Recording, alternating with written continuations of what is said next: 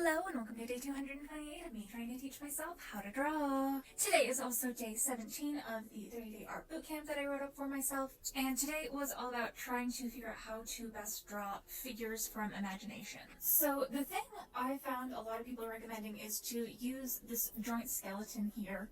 And it makes sense because it's very quick and easy to draw, and you can very quickly get an idea of what you are trying to draw, as well as kind of figure out proportions and foreshortening.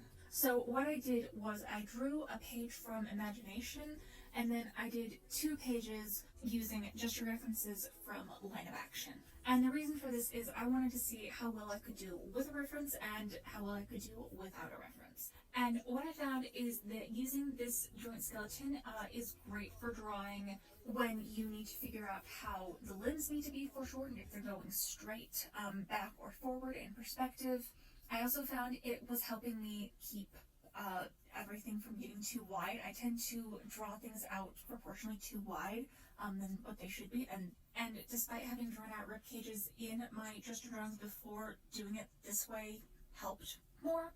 The thing that caught me was whenever the limbs were bent. Because it's called a joint skeleton, you're placing in where your joints are supposed to be, but you have to place them on the outside of where they're supposed to be. Or else when you add the bulk of your arm or your leg are going to be too short, which subsequently means when you're placing that joint, it's going to look on your joint skeleton like that limb is too long. Whereas if I was just drawing in like ovals, it would be easier to place that elbow and have the arm look in proportion properly because I'm adding bulk right away. The other thing I found is that the oval for the pelvis doesn't really account for the glutes, and it was also kind of messing with my perception of how the leg connects to the torso. I tend to use the line of the iliac crest down the pelvis to help me figure that out, and for some reason my brain just couldn't combine the two.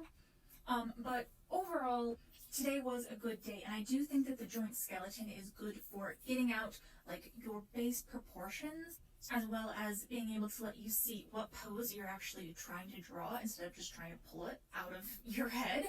You just have to keep in mind where your joints are going to be and how that might affect what looks correct on your joint skeleton versus what's going to end up being correct on your overall fleshed out drawing. But yeah, that's what I got done today. Here you can see my daily bridgments today. So I also started on Draw a Box because I cannot in fact draw a box. But yeah, I will see you all next time.